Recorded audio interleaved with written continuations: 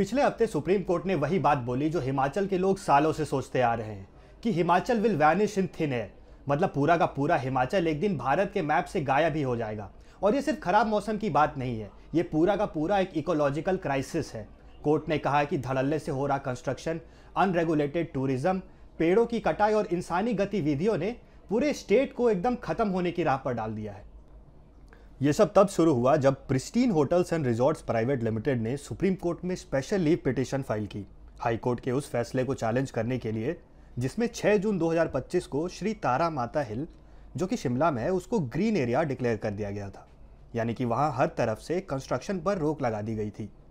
Supreme court ने उनकी appeal को डिसमिस कर दिया क्योंकि होटल कंपनी को अग्रीव्ड पर्सन माना ही नहीं गया और उनके पास लैंड खरीदने या प्रोजेक्ट चलाने के वैलिड राइट्स भी नहीं थे। लेकिन कोर्ट ने इस मौके को इकोलॉजिकल क्राइसिस के मुद्दे पर बात करने का एक चांस बनाया। देखिए, पूरे मैटर को suo motu public interest litigation में कन्वर्ट कर दिया गया ताकि हिमाचल का जो इन्वायरमेंटल डिग्रेडेशन का पूरा मैटर है, इस पे गंभीरता से बात की जाए। जस्टिसेस जेवी पर्दीवाला और आर महादेवन की बेंच ने वार्निंग दी कि इन्वायरमेंट को खतरे में डालकर रेवेन्यू बनाना बिल्कुल भी सस्टेनेबल नहीं है।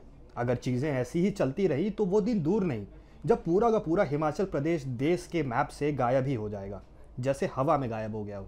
देखिए, कोर्ट ने स्टेट को ऑर्डर दिया है कि 4 हफ्तों में कॉम्प्रिहेंसिव एक्शन प्लान तैयार करे जो कि इस इन्वायरमेंटल क्राइसिस को एड्रेस करता हो। देखिए, इसमें सबसे बड़ा फैक्टर है अनरेगुलेटेड टूरिज्म और वेस्ट का ओवरलोड। हिमाचल ने पिछले साल यानी कि 2024 में करीब 1.8 करोड़ डोमेस्टिक और 83,000 फॉरेन टूरिस्ट्स को अट्रैक्ट किया, जिससे कि प्रेशर काफ़ी ज़्यादा हो गया है। मनाली जैसी जगहों में पीक सीजन में करीब 35 metric ton solid waste generate होता है, जबकि sewage generation 15-16 mega litre per day है। लेकिन जो वहाँ के सीवेज ट्रीटमेंट प्लांट की कैपेसिटी है वो सिर्फ 1.82 मेगा लीटर पर डे है। धर्मशाला जैसी जगहों में तो रोज़ाना 200 किलो ड्राई वेस्ट सेग्रीगेट होता है। और कसौल जैसे सीरीन स्पॉट्स भी अब डंपिंग ग्राउंड्स बन गए हैं।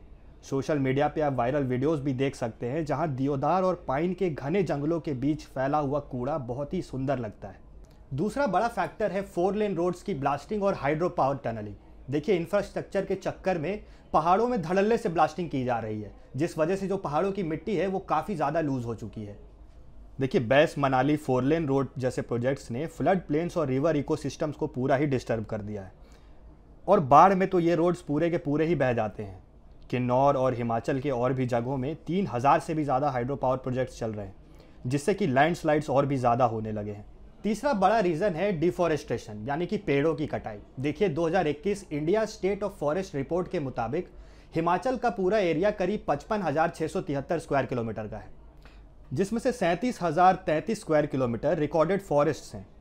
लेकिन उसमें से ही एक्चुअल डेंस फॉरेस्ट सिर्फ 10,644 स्क्वायर किलोमीटर ही है।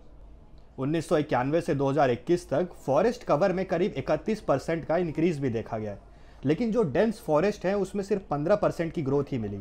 फॉरेस्ट फायर्स भी एक बड़ा इशू है। 2008 से 2025 के दौरान करीब 22,517 इंसिडेंट्स हुए हैं और करीब 2 लाख हेक्टेयर का एरिया इफेक्ट हुआ है, और इससे हिमाचल की स्टेट को करीब 52 करोड़ रुपए का नुकसान भी हुआ।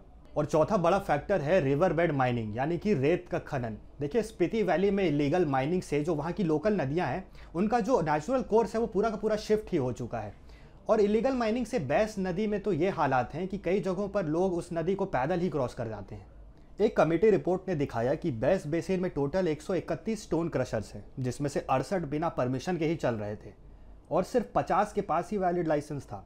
साथ ही नदी के किनारे और अंदर जो मक डंप किया जाता है उसने फ्लड के रिस्क और इकोलॉजिकल डैमेज दोनों को बढ़ा दिया है।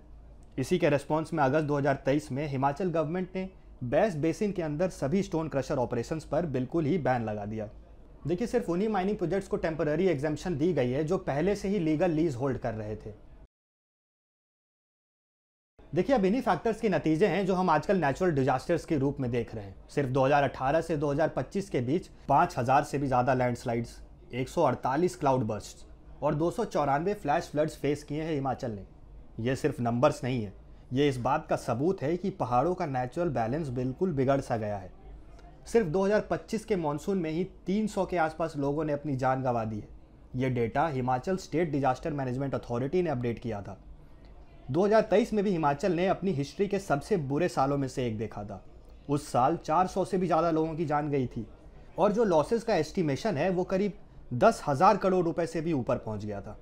यानी कि ये पूरा का पूरा एक इकोलॉजिकल क्राइसिस ही है, जहां हर साल मानसून में हिमाचल के लोग अपनी ज़िंदगी और अपना घर खोने का रिस्क उठाते हैं।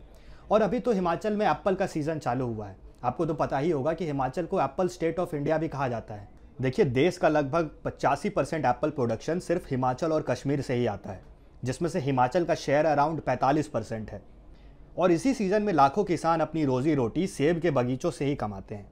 लेकिन जब बार बार लैंडस्लाइड्स, क्लाउड बर्स्ट और फ्लैश फ्लड्स आते हैं तो सबसे ज़्यादा नुकसान सेब के किसानों को ही होता है, क्योंकि सड़कें बंद हो जाती हैं, ट्रक्स की मूवमेंट रुक जाती है और बाज़ारों तक फल पहुंचाने में काफ़ी देरी होती है।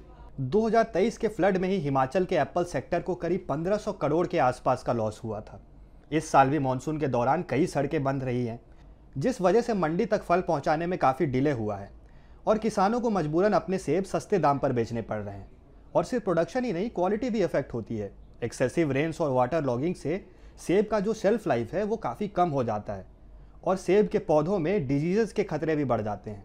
मतलब कि नेचुरल डिजास्टर से होने वाले जान माल का खतरा तो है ही, दूसरी तरफ ये हिमाचल की जो बैकबोन है, यानी कि ये सेब की खेती करने वाले किसान, इनकी रोजी रोटी भी खतरे में आ जाती है। देखिए, हिमाचल की तरह एक और हिमालयन स्टेट है जो बार बार नेचुरल डिजास्टर्स का शिकार बनता है, उत्तराखंड। लेकिन अगर आप उत्तराखंड की तरफ देखें तो वहां पर इन डिजास्टर्स का स्केल और भी बड़ा है। इसरो के लैंडस्लाइड एटलस 2022 के हिसाब से उत्तराखंड में 1998 से 2022 के बीच 11,000 से भी ज़्यादा लैंडस्लाइड इवेंट्स रिकॉर्ड किए गए। ये इवेंट्स दिखाते हैं कि पूरा का पूरा हिमालय एक फ्रेजाइल जोन है, जहां छोटी सी भी ह्यूमन इंटरफेरेंस से बड़ी बड़ी तबाही हो जाती है। सिर्फ 2021 में ही उत्तराखंड में लैंडस्लाइड्स और बाढ़ की वजह से लगभग 298 मौतें हुई थी। NDMA के शायसे पोर्टल के डेटा के हिसाब से 2015 से 2024 के बीच उत्तराखंड में 4600 से भी ज़्यादा लैंडस्लाइड इंसिडेंट्स रिकॉर्ड हुए हैं, जिसमें 316 लोगों की मौत हुई है। सबसे ज़्यादा नुकसान पिथौरागढ़, फिर रुद्रप्रयाग, टेहरी और फिर उत्तरकाशी में हुआ। देखिए, 2025 का मानसून अब तक उत्तराखंड के लिए डेडली ही साबित हुआ है। स्टेट इमरजेंसी ऑपरेशन सेंटर ने बताया कि डिजास्टर रिलेटेड फैटालिटीज़ में करीब 30% का सर्ज देखा गया और मानसून तो अभी भी जारी ही है। खासकर कि गंगोत्री यमुनोत्री हाईवे वाले रूट पर, वहाँ पर जो रिस्क जोन्स थे वो 16 से बढ़कर अब 23 हो गए हैं। और अगर धराली डिजास्टर को देखें तो वहाँ एक बार बादल फटने से सभी घर, सड़कें और पूरा का पूरा बाजार ही डूब गया। कम से कम 5 लोगों की मौत हो गई और 50 से ज़्यादा लोग मिसिंग पाए गए हैं। रेस्क्यू ऑपरेशंस अभी भी चल रहे हैं। तो जो तस्वीर हमने हिमाचल और उत्तराखंड की देखी है, उससे एक बात समझना बहुत ज़रूरी है। ये जो पूरा का पूरा हिमालय का जोन है, ये शुरू से ही फ्रेजाइल रहे हैं, लेकिन जो अभी का क्राइसिस है ये बस हमारे अपने फैसलों का नतीजा है। देखिए, roads, hydro power projects, tourism और माइनिंग, इन सब ने पहाड़ों को ऐसा छेड़ा है कि उनका नेचुरल बैलेंस बिल्कुल ही बिगड़ सा गया है। देखिए, अगर हर प्रोजेक्ट के पीछे सिर्फ रेवेन्यू ही सोचा जाएगा और इकोलॉजी को इग्नोर कर दिया जाएगा तो हिमाचल हमेशा डिजास्टर्स के किनारे पर ही खड़ा रहेगा। तो अब ज़रूरत है बैलेंस की। देखिए, डेवलपमेंट होना चाहिए, लेकिन सस्टेनेबल और साइंटिफिक तरीके से। हर प्रोजेक्ट से पहले उसके इम्पैक्ट को समझा जाए, स्लोप स्टेबिलिटी के रूल्स फॉलो किए जाएं और लोकल कम्युनिटी को इन्वॉल्व करके ही डिसीजन लिया जाए। देखिए, हमें प्रकृति से दुश्मनी करने के बजाय उसके साथ ही चलना सीखना होगा। अगर आपको ये वीडियो पसंद आई हो तो चैनल को लाइक, शेयर, सब्सक्राइब करना ना भूलें। हम जल्दी लौटेंगे एक और नई वीडियो के साथ। तब तक के लिए कीप लर्निंग।